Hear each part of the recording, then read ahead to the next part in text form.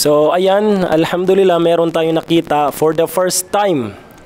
For the first time sa akin, for the first time na meron akong nakita sa isang kumbaga media na kinikilala dito sa buong Pilipinas, katulad nitong GMA News, na kung saan pamilyar naman tayo sa lahat ng Pilipino, pamilyar tayo dito sa page na ito o di kaya sa balita na ito o di kaya sa channel na ito sa GMA.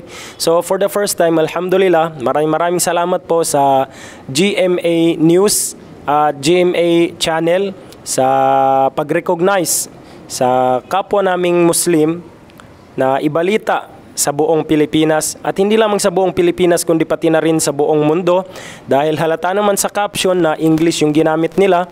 So malamang sa malamang ay kahit yung mga English, yung mga language nila, mga salita nila ay maintindihan nila ito. So maraming salamat po sa GMA News at GMA channel sa pag-recognize at sa pagbabalita, pagbabahagi sa tagumpay na nakamit ng kapwa nating Pilipino at kapwa naming Bangsamoro na si Ustad Al-Hafidh Mudahir Bito, na galing pa sa Mindanao, na kung saan isa itong Hafidh, na kung saan isa itong, kumbaga, para sa mga hindi po nakakaalam, ang Hafidh po ay isang nakapagsaulo ng Quran. Yung buong Quran, page to page, ay nakabisado po ng batang ito. So third placer nga po, sa mga hindi nakakalam, ang batang ito na binalita ng GMA ay third placer sa ginanap na 27th Dubai International Holy Quran Contest na naganap o idinaos sa United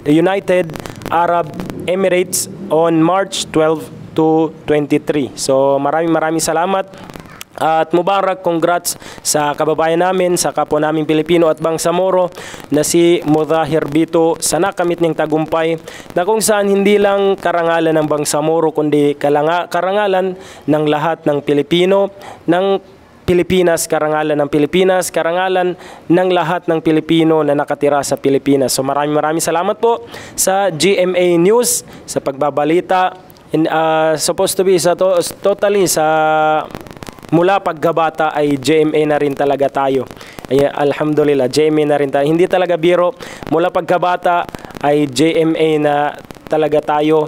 Dati pa man, nung hindi pa uso yung TV, nanonood pa lang tayo, pumupunta pa tayo sa mga kapitbahay natin para manood. Ang gamit sa probinsya namin ay generator para lang makapanood ng mga balita o di kaya mga palabas na ipinapalabas dito sa channel na GMA. So maraming salamat po.